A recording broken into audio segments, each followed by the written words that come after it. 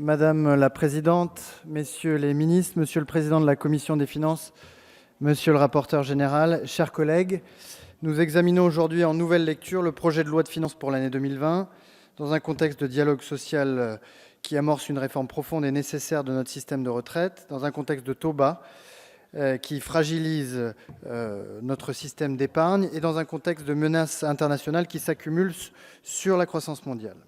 Les vents contraires soufflent fort et il est de notre responsabilité d'assurer la solidité de nos comptes publics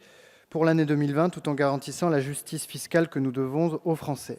Justice fiscale, mais aussi soutien à l'économie, puisque ça a été rappelé, y compris par celles et ceux qui s'opposent à ce budget, les efforts considérables qui ont été consentis cette année en matière de réduction d'impôts pour les classes moyennes ont produit leurs effets. Et si les prévisions de croissance de la France pour l'année prochaine sont si élevées, elles le doivent en partie à cette politique que le gouvernement a bien voulu mener. D'autre part,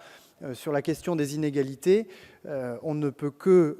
s'opposer à ce qui a été rappelé tout à l'heure par notre collègue Valérie Rabault, puisque l'effort en matière de taxes d'habitation et d'impôt sur le revenu, et les études réalisées par un certain nombre d'instituts le démontrent, sont concentrés sur les classes moyennes qui ont été les grands perdants, c'est vrai, des politiques fiscales menées ces dernières décennies et qui retrouvent avec ce budget et les budgets des années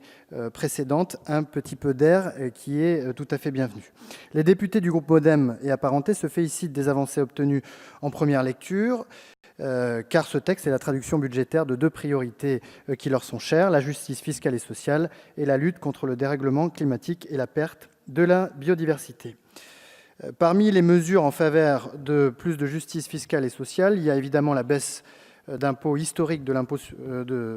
sur le revenu historique, de la taxe d'habitation qui vient redonner de l'air aux classes moyennes asphyxiées par des décennies de matraquage fiscal, mais aussi les excellentes mesures chères à notre collègue Mohamed Lakila pour lutter contre la fraude à la TVA, ça a été rappelé tout à l'heure,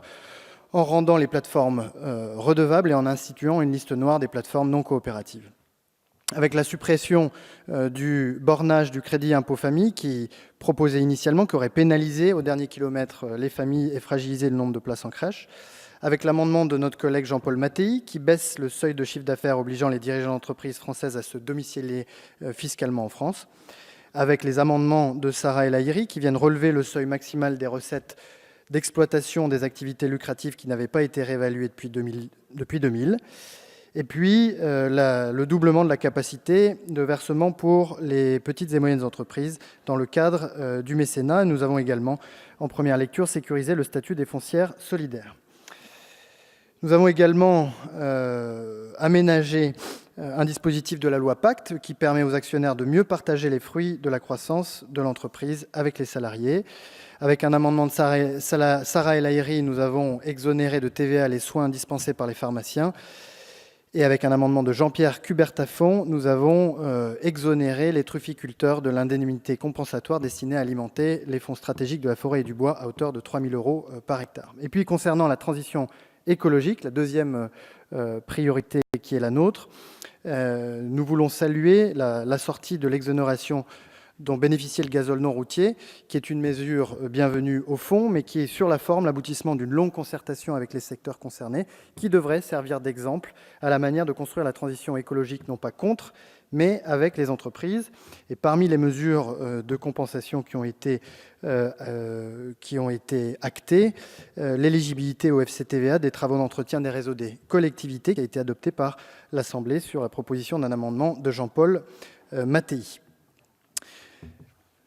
En deuxième lecture, nous proposerons un certain nombre d'amendements qui viennent là aussi renforcer ou en tout cas contribuer à ces objectifs de politique publique, avec deux amendements de Jean-Paul Mattei pour améliorer à la marge la réforme des valeurs locatives, la reconduction de la réduction d'impôt sur le revenu pour l'investissement au capital des petites et moyennes entreprises, la réintroduction du rapport sur l'avantage successoral de l'assurance vie, qui a été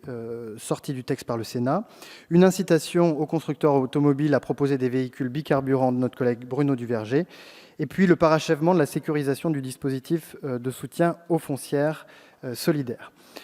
Voilà les propositions que nous vous ferons et que nous espérons, messieurs les ministres, monsieur le rapporteur général et mes chers collègues, que vous leur donnerez un accueil bienveillant.